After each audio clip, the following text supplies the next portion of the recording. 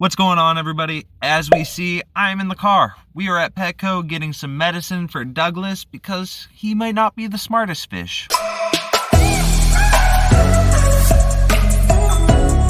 For those of you who don't know, I have a few Flowerhorns at home, one of which is my male SRD Douglas, and Douglas isn't really too smart. See, the reason I'm at Petco is because I have to get some medicine to treat Douglas. What I'm getting for medicine is mostly just preventative. See, Douglas has sustained some damage to his head. Now, the big bump on the Flowerhorn's head is referred to as a nuchal hump or a nuchal hump. It also can be called a coke or a cock. Now, up until a couple of weeks ago, Douglas never sustained any damage of any sort. He never hurt himself. We didn't scrape his head on things. But now he has started. Look, it has begun. And I'm not sure. I've started going through the process of eliminating things that it could be. I put pre-filter sponges on the intakes of the filters to eliminate those sharp areas because he could have been bumping his head on those. Another possibility is he's hurting it on the heater, or my female Flowerhorn Patty that he's tanked with could also be doing this. They do this breeding ritual, which you could see in this video right here. And being aggressive cichlids, that breeding ritual is pretty violent, but I'm still refusing to believe that that's what's causing all this damage. So I'm gonna run inside and grab the things that I need to help Douglas get better, and then I'm gonna show you what Douglas is currently looking like and kind of show you what is going on. Check out this frag tank. We got some cardinals, and we also got mollies. For those of you who don't know, you can acclimate freshwater mollies into salt water, and they do just fine. I went to the pet store for this, but what I really got was this. So here we are, and here's Douglas's head. Now, a lot of this damage is very deep, as you see right here. Those dark red spots are not the color that you see around it. That's flesh. I put filter sponges on the intakes, so that is eliminated. Red light. Player 324 eliminated. Dumbass got caught. There was also this Hygger heater in the background, but I don't really think it could be that. I am going to be making a video on this thing because it's awesome. And then there's also the spray bar. The spray bar may be the issue. There are some points. And then there's always the option that Patty did it as well, but she also has some head markings, and it's a straight line.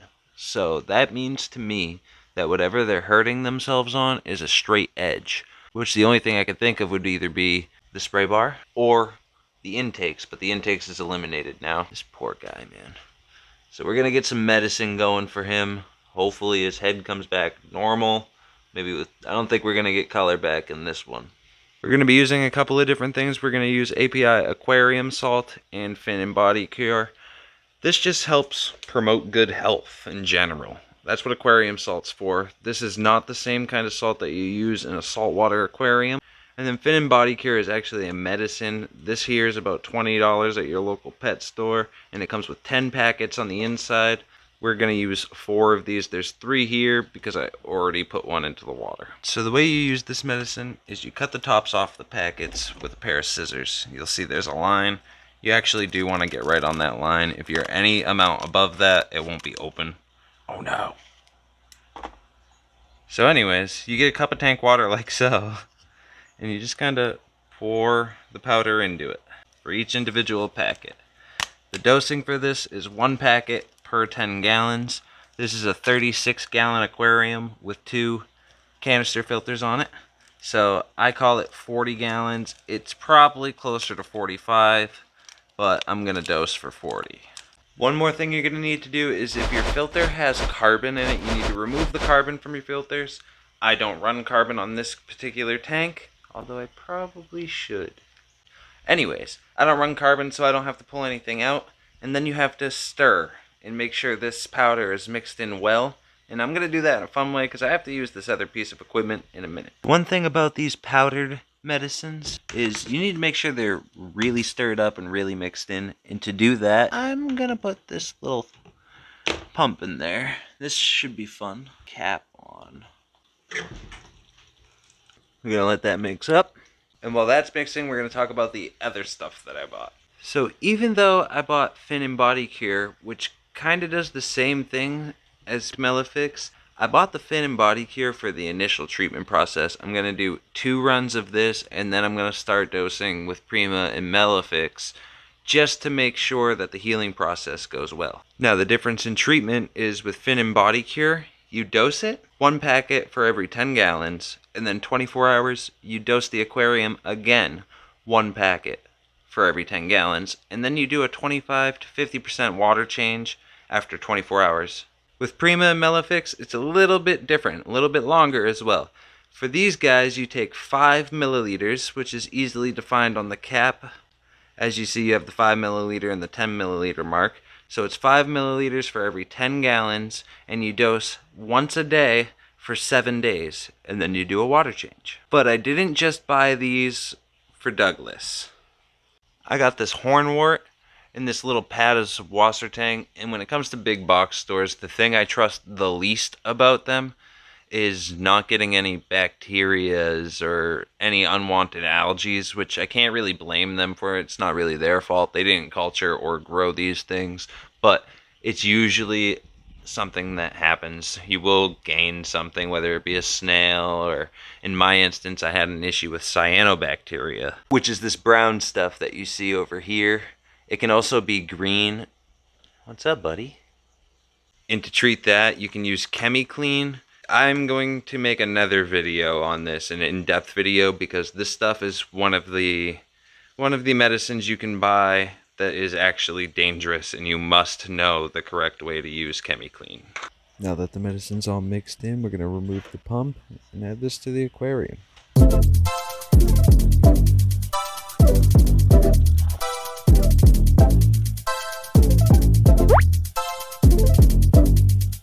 Alright, so it's been 48 hours. We've done 2 doses of Fin and Body Cure, and I have a towel over the front of the aquarium. It's not because it's leaking or anything. It's only so things don't spook Douglas. I don't want Douglas getting scared and darting off and hitting his head, because it's pretty bad. So nothing's really different about what's going on. It's just that there is a towel so they can't see out. They still get their regular light cycle, the heater's on, everything's on. I just don't want Douglas getting scared of any fast movements and darting across the tank and hitting his head.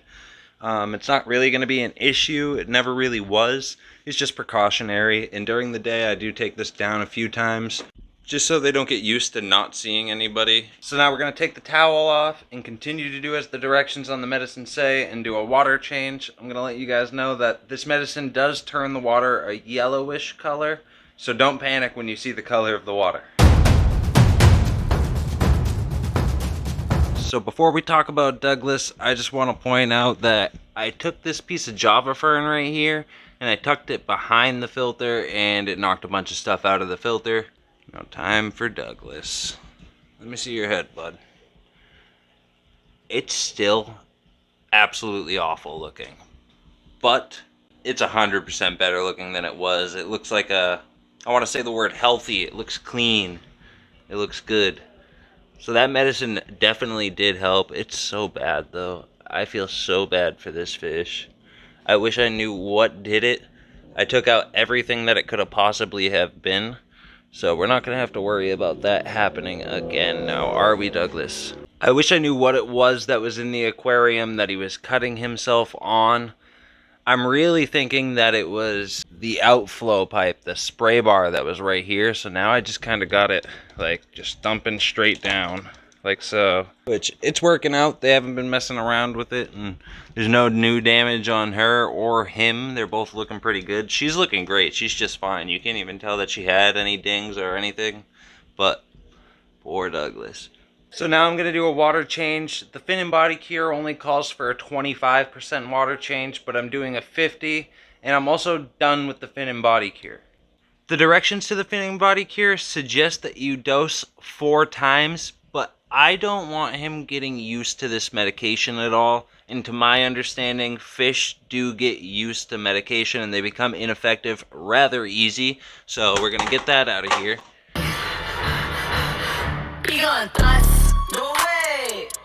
And then next, we're just going to do a 50% water change and add prime as usual. We're also going to use some aquarium salt, and then we're going to get dosing on Melifix and Primafix.